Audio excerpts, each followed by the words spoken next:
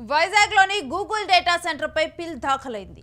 విశాఖపట్నంలో ప్రతిపాదిత Google data centre కోసం కూటమి ప్రభుత్వం భూ కేటాయింపులు చేస్తుంది. భూ కేటాయింపులను సవాల్ చేశారు తిరుపతి ఎంపీ గురుమూర్తి. ఏపీ హైకోర్టులో ఎంపీ గురుమూర్తి ఈ మేరకు పిల్ దాఖలు చేశారు.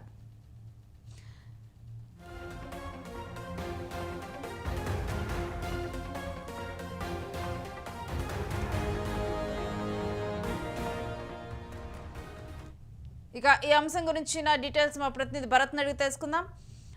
భరత్, గూగుల్ డేటా సెంటర్ కి భూ కేటాయింపుల విషయంలో దాఖలైనటువంటి పిల్ గురించిన డీటెయిల్స్ ఏంటి?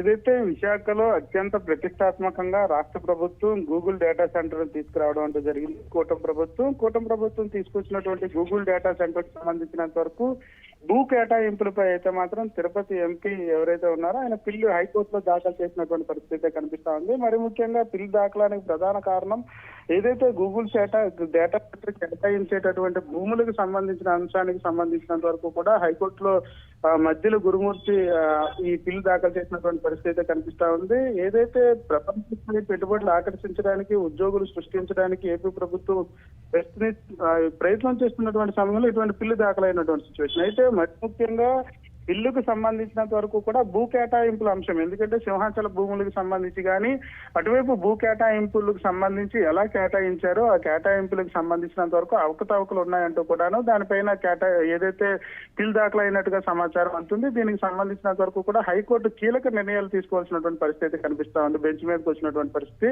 అయితే బిల్ దాఖలకు సంబంధించినంత వరకు కూడా భూ కేటాయింపుల అంశంతో పాటుగా స్థానికంగా ఉండేటటువంటి ఉపాధి అవకాశాలు, దాంతో పాటుగా ఎక్కడెక్కడ డేటా సెంటర్ కు సంబంధించినంత వరకు వచ్చేటటువంటి అవకాశం ఉంటుంది, దానివల్ల ఎంతమంది ఉద్యోగ ఉపాధి అవకాశాలు కలుగుతాయనే దానిపై కూడా క్లారిటీ ఇవ్వాలంటూ కూడా ఈ బిల్ దాఖలైనట్టుగా సమాచారం ఉంటుంది. అయితే బిల్లుకు సంబంధించినంత వరకు హైకోర్టులో దీనికి సంబంధించి ఎటువంటి పిటిషన్ ఉండబోతా ఉంది, దాన్ని హైకోర్టు తీసుకుంటుంది, తీసుకున్న తర్వాత ఎలా వెళ్తుంది, ఎటువైపు వెళ్తారు, దీని ప్రభుత్వం ఏ విధంగా తీసుకునే ప్రయత్నం చేస్తుందంటూ కూడా కొంతవరకు ఒక ప్రశ్నార్థంగా మారినటువంటి సిచ్యువేషన్. అయితే రాష్ట్ర ప్రభుత్వం దీనికి సంబంధించినంత వరకు కొంతమంది అధికారులు స్పందించినటువంటి సిచ్యువేషన్. ఏదైతే రాష్ట్ర ప్రభుత్వం అత్యంత ప్రతిష్టాత్మకంగా కూటమి ప్రభుత్వం అధికారంలోకి వచ్చాక ప్రపంచ స్థాయి గూగుల్ డేటా సెంటర్ వస్తుంటే ఎవరైతే ప్రతిపక్షంగా ఉండాల్సినటువంటి వాళ్ళు ఉన్నారో వాళ్ళంతా కూడా పూర్తిగా దీన్ని వ్యతిరేకిస్తున్నారు, మరి ముఖ్యంగా రాష్ట్ర అభివృద్ధికి అడ్డుపడుతున్నారంటూ కూడా ఒకవైపు టీడీపీకి సంబంధించి కానీ అధికారులు కానీ చెప్తున్నటువంటి సిచ్యువేషన్ అయితే కనిపిస్తా ఉంది.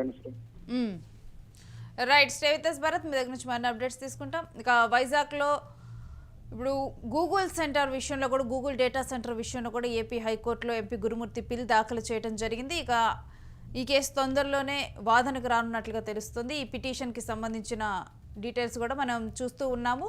విశాఖపట్నంలో ప్రతిపాదిత గూగుల్ డేటా సెంటర్ కోసం ఏర్పాటు చేసినటువంటి ఇస్తున్నటువంటి భూ కేటాయింపులను పేర్కొంటూ కూడా దీని మీద దాఖలు చేయడం అయితే జరిగింది.